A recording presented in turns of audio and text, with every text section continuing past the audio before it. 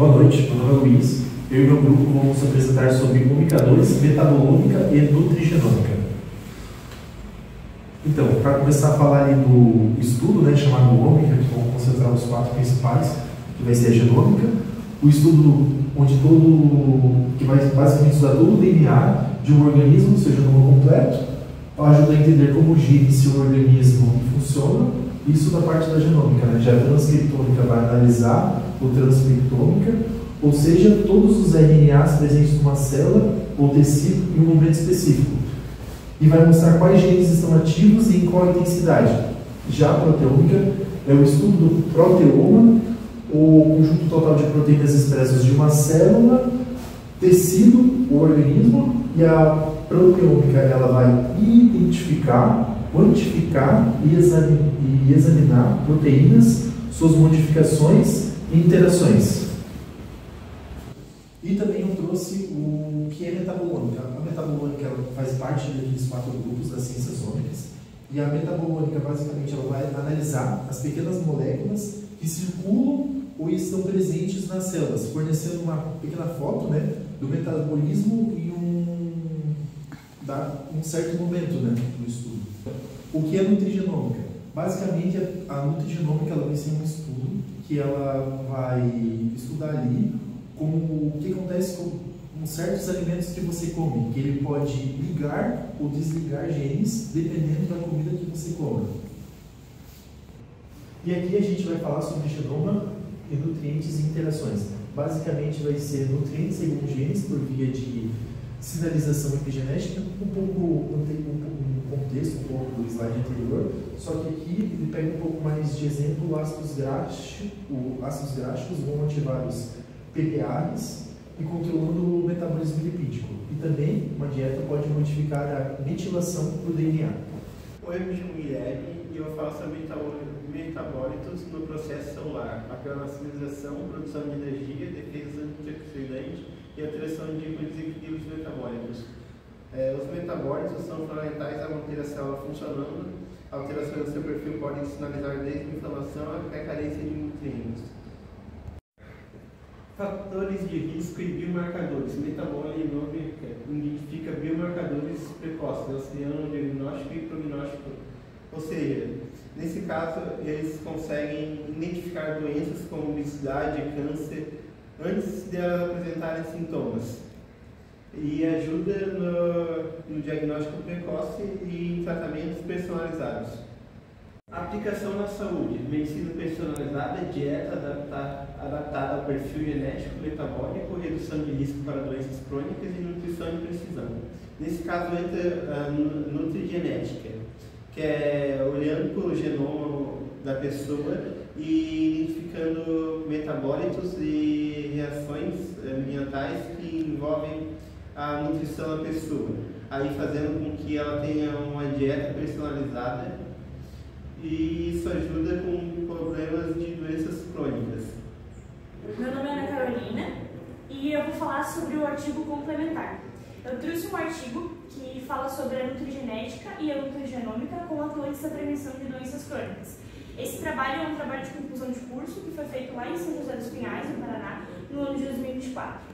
Então, ele é basicamente uma revisão bibliográfica de vários estudos e ele fez um compilado, de se realmente a nutrigenética e a nutrigenômica elas têm influências e melhorias na questão de prevenção de doenças crônicas. Então, os pontos principais que cita é que as doenças crônicas elas são responsáveis por 71% das mortes do mundo, ou seja, uma grande porcentagem.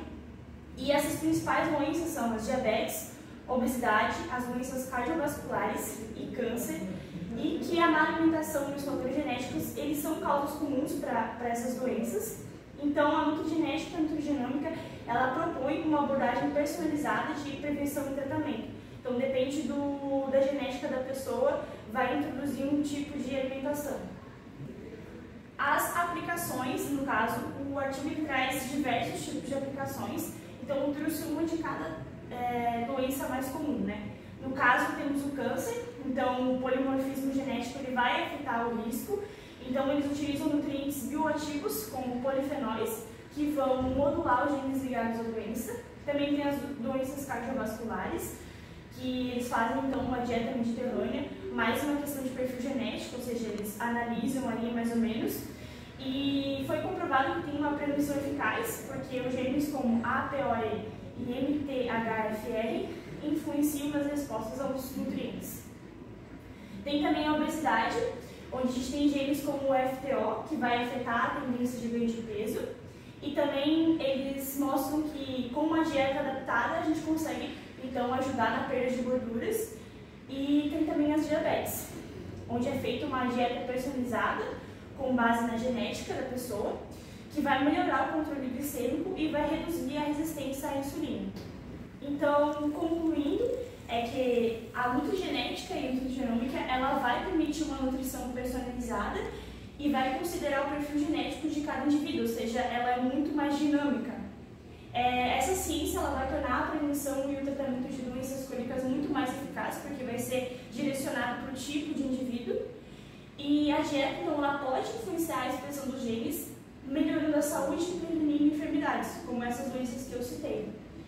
E o artigo ele termina concluindo que, apesar dos desafios, a nutrição de precisão ela representa um grande avanço promissor para a saúde pública. Então, a gente trouxe um vídeo.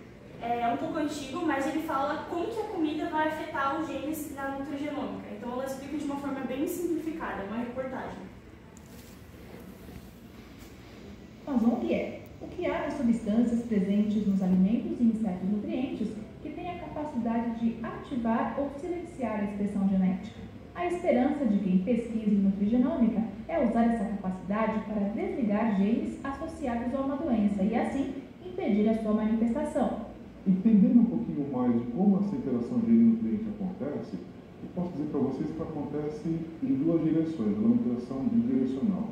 Por um lado, a gente tem um componente que vai chamar de componente mais nutrigenômico, então pensa o alimento com seus constituintes, nutrientes e compostos bioativos dos alimentos, que tem a capacidade de afetar a expressão dos genes, e com isso afetar a nossa estado de saúde. Mas, por outro lado, a gente tem que considerar a constituição genética de cada indivíduo e, a partir das informações do DNA, é possível se predizer a forma como esse indivíduo vai responder a uma determinada intervenção nutricional, o seu risco para desenvolver determinadas doenças crônicas não transmissíveis e também as necessidades nutricionais. Os compostos bioativos a que Thomas Ombe se referiu são substâncias produzidas principalmente pelo sistema de defesa dos vegetais. Já se sabe que quem ingere pouco desses compostos corre mais risco de sofrer com as doenças crônicas não transmissíveis. Existem milhares de compostos bioativos. Os carotenoides, por exemplo, são encontrados em cenouras, couves, abóboras, tomates. Já os terpenoides estão em frutas cítricas, chás e temperos. Os compostos bioativos interagem com genes, mudam a sua expressão e provocam alterações em suas funções. Sempre regulações que envolvem a ativação de fatores de transcrição, que são proteínas necessárias para que os genes sejam transcritos. Um exemplo daria é o ômega 3, que é um ácido graxo essencial, e que tem a capacidade de ativar determinados fatores de transcrição que têm a ver com o metabolismo de lipídios. Os lipídios ou gorduras têm várias funções dentro do organismo. Uma delas é a de fornecer energia para a célula. Metabolizar os lipídios significa incluir substâncias que compõem essas gorduras no organismo dos seres vivos. Margarinas, milhos, trigo integral, além de óleos de soja, de canola e de peixes, são fonte de lipídios. O consumo de peixes gordurosos, como salmão, está relacionado com o abaixamento de níveis de triacilgliceróis, que são fatores de risco para doenças cardiovasculares.